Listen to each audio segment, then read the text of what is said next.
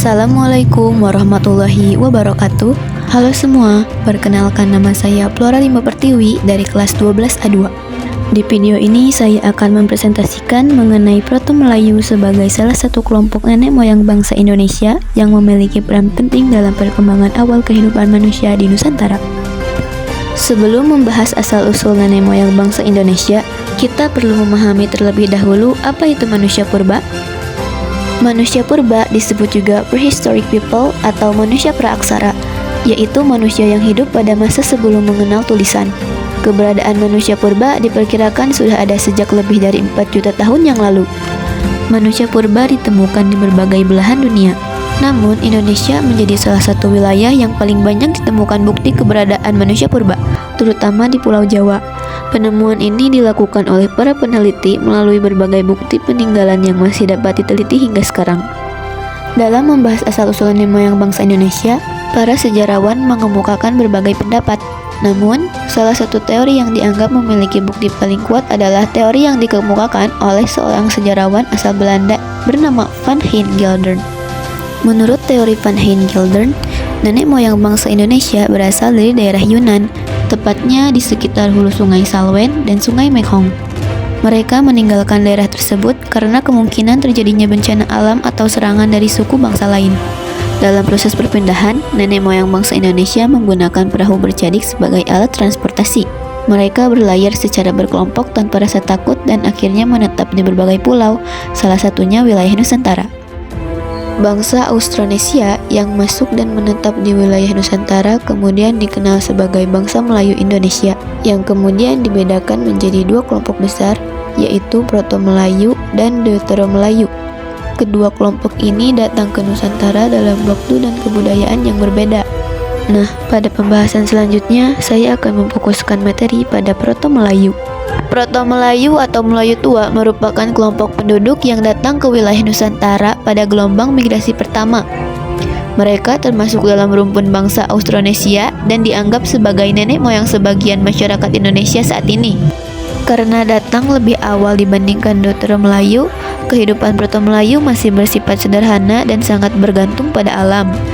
Menurut para ahli sejarah dan arkeologi, Proto Melayu berasal dari daerah Yunan di Cina Selatan.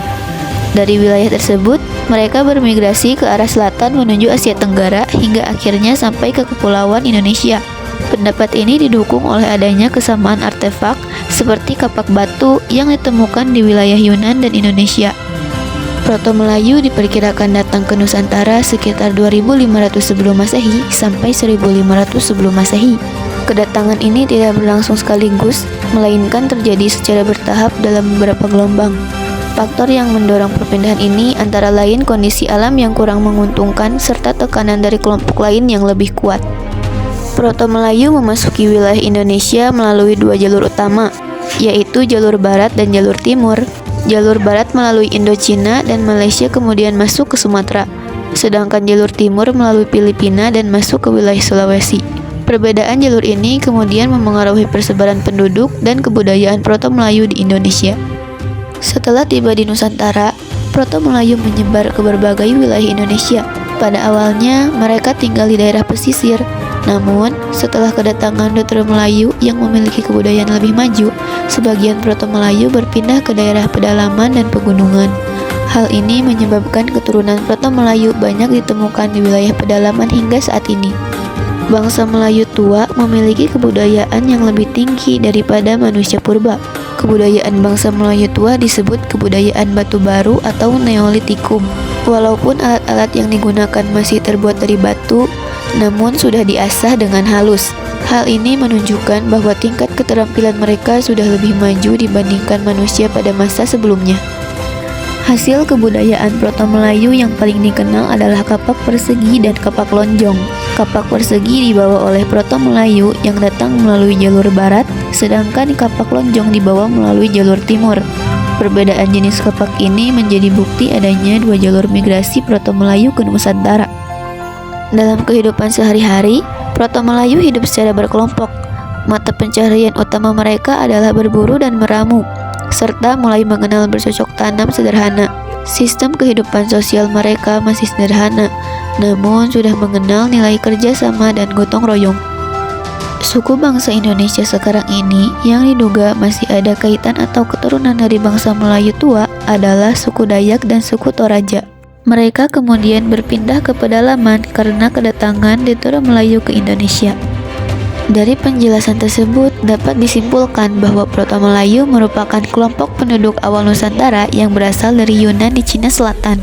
Mereka datang melalui dua jalur migrasi, yaitu jalur barat dan jalur timur, serta membawa kebudayaan Neolitikum. Keberadaan dan kebudayaan Proto-Melayu memiliki peran penting dalam membentuk masyarakat dan kebudayaan Indonesia hingga saat ini. Demikian presentasi yang dapat saya sampaikan mengenai Proto-Melayu. Semoga materi ini dapat menambah pemahaman kita tentang asal-usul nenek moyang bangsa Indonesia. Terima kasih atas perhatiannya. Wassalamualaikum warahmatullahi wabarakatuh.